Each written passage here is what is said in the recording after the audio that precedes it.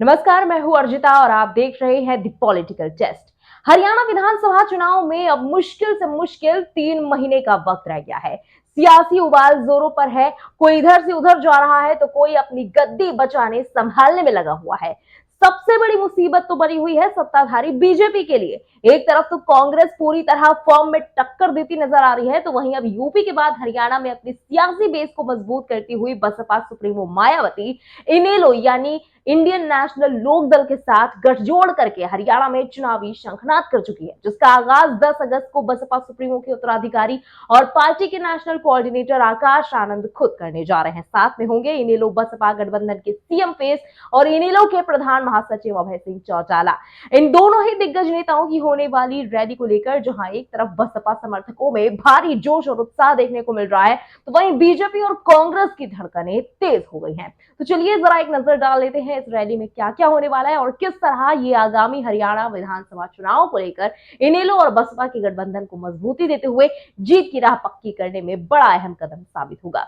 Bahujan Samaj party और Indian national लोक दल 10 अगस्त को हरियाणा के पृथला विधानसभा क्षेत्र के बड़े गांव मोहना में अपनी महारैली ऑर्गेनाइज करने जा रहे हैं। इस रैली को इनेलो के साथ प्रधान महासचिव और इलाहाबाद के विधायक साथ ही महागठबंधन के मुख्यमंत्री फेस अभय सिंह चौटाला और बीएसपी के नेशनल कोऑर्डिनेटर आकाश आनंद संबोधित करेंगे।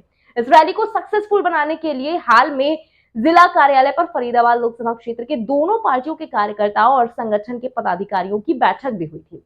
एक सवाल ये भी उठना लाजमी है कि आखिर मोहना जैसी जगह को ही इस रैली के लिए क्यों चुना गया। तो आपको बता दें कि मोहना पृथला विधानसभा क्षेत्र का बड़ा गांव है। यहाँ पूर्व डिप्टी पीएम चौधरी देवीलाल और इनेलो सुप्रीमो पूर्व सीएम ओम प्रकाश चौटाला अपने हर पॉलिटिकल प्रोग्राम की शुरुआत इसी गांव से करते आए हैं। आपको बता दें कि 1987 में जब गांव मोहना बल्लभगढ़ विधानसभा क्षेत्र में शामिल था, तो यहां से लोकदल के एमएलए योगेश शर्मा विधायक रह चुके हैं। इसी तरह से 2014 में बसपा प्रत्याशी टेकचंद्र शर्मा भी पृथला से एमएलए रहे, यानी कि दोनों दलों की विधानसभा क्षेत्र में काफी मजबूत स्थिति पहले रह चुकी है। इसलिए अब दोनों ही दल यानी कि इनेलो और बीएसपी यहां पर अपने जनाधार पर विधानसभा चुनाव में पूरे दमखम के साथ उतरना चाहते हैं। बड़ी बात यह है कि इस बार एससी और जाट वोट बैंक का जो मोहभंग बीजेपी से हुआ, वो बीएसपी और इनेलो के गठबंधन को काफी ज्यादा फायदा पहुंचा सकता है, क्योंकि बीजेपी के सामने इस वक्त बड़ी चुनौतियों में से एक जाट और एससी समाज की नाराजगी भी है।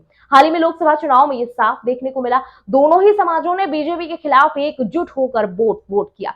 इसका परिणाम यह था कि जिन विधानसभा में जाट समाज या एससी समाज का खासा प्रभाव देखने को मिलता है, उन विधानसभा में बीजेपी को करारी हार मिली। बीजेपी के सामने बड़ी चुनौती दोनों वर्गों को साधने की, ऐसे में इनेलो और बीएसपी के लिए ये गोल्डन अपॉर्चुनिटी साबित हो सकता है। यहाँ आपको बता दें कि लगभग 1 महीने पहले इनेलो और बीएसपी के बीच औपचारिक गठबंधन की खबर खुद आकाश आनंद ने प्रेस कॉन्फ्रेंस के जरिए दी थी। वही मायावती आकाश आनंद के कंधे लगातार पार्टी की अहम जिम्मेदारियों को संभालने के लिए मजबूत बनाती दिख रही है। आकाश आनंद को मायावती ने हरियाणा चुनाव के लिए प्रत्याशी चुनने की भी अहम जिम्मेदारी दे रखी है, जिससे साफ होता है कि बसपा सुप्रीमो न सिर्फ आकाश आनंद को पार्टी के नेशनल कोऑर्डिनेटर और अपने उत्तराधिकारी के तौर पर, बल्कि बीएसपी के सुनहरे भविष्य के चेहरे में भी पावर ब्रांडिंग कर रही है और इस दायित्व को आकाश आनंद भी काफी संजीदगी के साथ निभाते हुए दिख रहे हैं।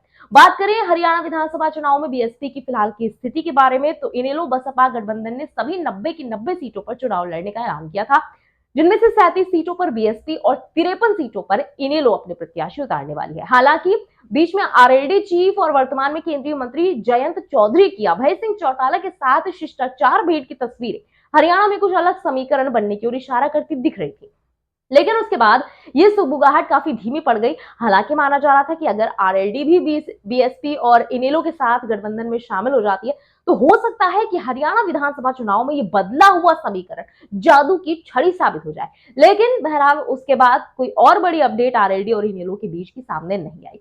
ऐसे में फिलहाल बीजेपी और कांग्रेस के लिए हरियाणा में इनेलो और बीएसपी के गठबंधन ने ही अच्छी खासी मुश्किलें खड़ी कर रखी हैं। अब इंतजार है 10 अगस्त की तारीख का, जब आकाश आनंद जलजले की तरह अपने पावरफुल और आक्रामक अंदाज में सत्ताधारी बीजेपी और ओवर कॉन्फिडेंस में चल रही कांग्रेस की जड़ें हिला देंगे।